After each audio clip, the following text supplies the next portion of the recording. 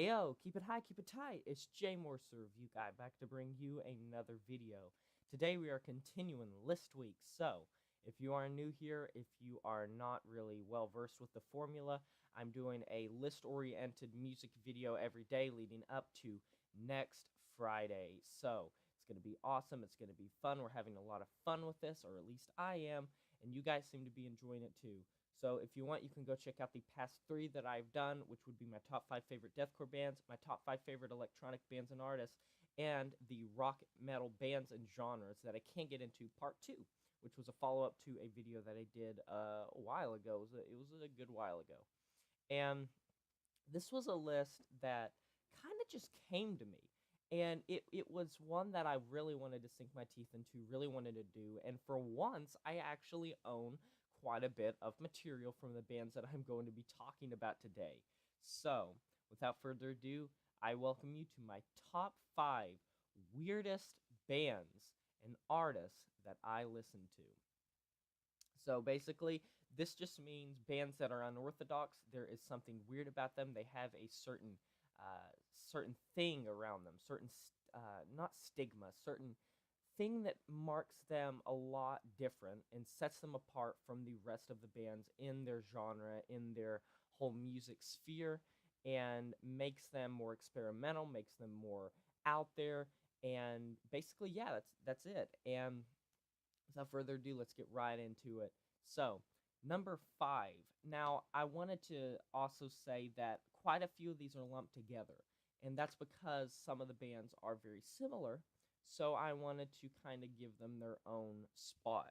So I also have some CDs that I'm going to set here just for when I get to them to talk about them. So we'll go ahead and take this one out. So number 5 is going to be the Dillinger Escape Plan and Dance Gavin Dance. So we're talking about math rock and math metal. Dance Gavin Dance released one of my favorite albums this year, Artificial Selection. And the thing about these two bands is they are very out there. If you are unfamiliar with math rock and math metal, math rock is rock music that's played with very strange time signatures, very weird playing in general, and math metal is pretty much the same, but only the abrasiveness is turned up a notch to be metal. The Dillinger Escape Plan is more metal. Unfortunately, they're not with us anymore. Dance Gavin Dance is, obviously. And for no other reason than the fact that these are some strange, some strange time signatures, some strange, like, just overall musical endeavors. I mean, if you listen to a Dillinger Escape Plan album or a Dance Gavin Dance album, they're strange. They do some strange things on them, and I love them for it. I mean, honestly, some of the times when Dance Gavin Dance is really experimenting with their sound is the times when I am most into their music and when I am most kind of interested in what it is they're doing. And same goes for Dillinger Escape Plan. So that's basically why they're on the list. And I could have lumped the genre of math rock and math metal in, or the genres, but I kind of wanted to limit it to these two because I don't have that much of an understanding of the two genres as a whole. I can't say I've listened to too much from the genres. I should, but I am well versed with these two bands, and I enjoy them a lot, so I went ahead and put them here. So the next one that I'm going to be talking about is going to be Between the Buried and Me. So this is a strange album, but it gets stranger. I mean, Between the Buried and Me, that's what they're known for. They're known for being weird. How can I not put them on this list? They are strange. They are out there. They are weird. They are, what would you even call them? I mean, they're experimental metal, and they are known for very long songs that sometimes and very often will exceed the 10-minute mark, change time signatures a lot, change the playing, change the chord progression.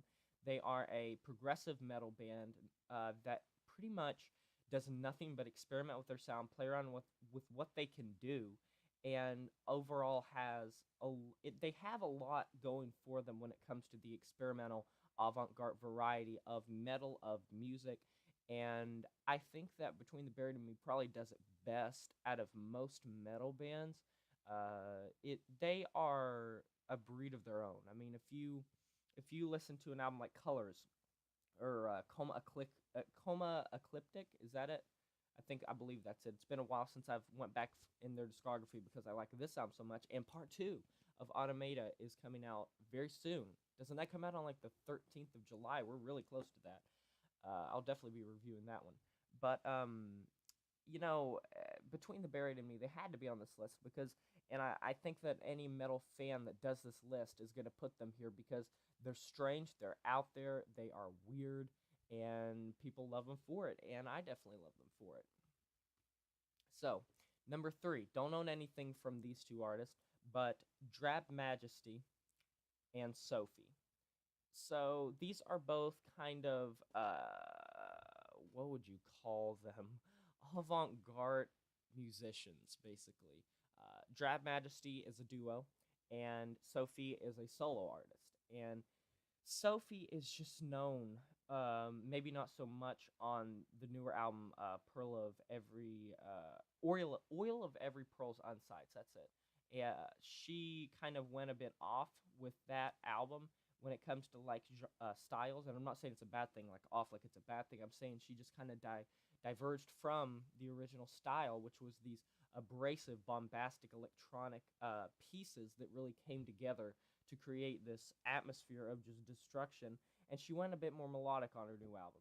Well, Drab Majesty, they're known for a genre called dark wave, and Drab Majesty is intoxicating to listen to. There's a song that I heard a while ago, I believe it's called like 39 Degrees, and it is from start to finish one of the most engrossing songs I have heard in a long time. It sounds like something from the 80s, but it has this atmosphere, and the vocals are kind of in the background, echoey and a bit muffly, and I can say that maybe this is how the band is in general. I mean, maybe this is how the genre is in general. Like, maybe dark wave as a whole sounds exactly like Drab Majesty, and I'm just not really out there enough. But for me, Drab Majesty had to be on this list, and Sophie did too, because both of them create these atmospheric like pieces in different ways that are really strange, really different than the norm in their genres for the most part. And overall is just good listening, and I enjoy them a lot. So, number 2 is going to be another lumped in one. We're going to be doing Mournful Congregation and Bell Witch. So people seem to be kind of surprised by this. I actually, at an FYE, if you don't know what that is, it's a CD store in the United States, or just kind of like an electronic pop culture store in general. I was actually able to get a copy of Mirror Reaper, which was met with huge critical acclaim by music critics and just overall listeners in general. Bell Witch is one of my favorite bands. I love Bell Witch so much. And Mournful Congregation earlier this year released an album, The Incubus of Karma, which is a fantastic album. So, Jay Morris, what sets them apart? Julian, why are they on this list? They're on this list because of one reason. They're a very niche, strange genre. Both of these bands fall into the category of what's known as funeral doom metal. Now, doom metal is pretty widespread. It was begun with Black Sabbath.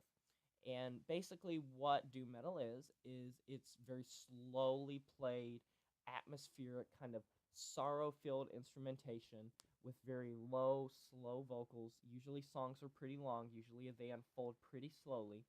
And that's fine. It's a pretty well-known genre. Well, if you turn the dial up to funeral doom metal, basically you get the soaked, just, I can't even explain it. You gotta listen to Mirror Reaper. I also did a review of it. It's a strange experience, and it's one that, like, you just get these notes that's played like every maybe 10 seconds with these slow unfolding vocals that are just so low, so down pitched, so just like, and the lyrics too. Read the lyrics along with it. I mean, let me show you guys something real quick. I'll show you something. So, most people, when they think of, like, genres like this, especially one that has, like, it sounds like so little lyricism. I don't know how well this is going to show up, but this is all lyrics for Mirror Reaper. It's a 2-disc set, and it's the best funeral doom metal I've ever heard. And it's just, funeral doom metal in general is known for its sadness, but when you take doom metal and you just turn it up and you get funeral doom metal, it's some of the strangest but yet interesting and intoxicating listen you will ever have, because it keeps you, even though it's so slow, it keeps you for every single note, makes you wonder what's going to happen next. So for that reason, they're on this list. And that brings us to number 1.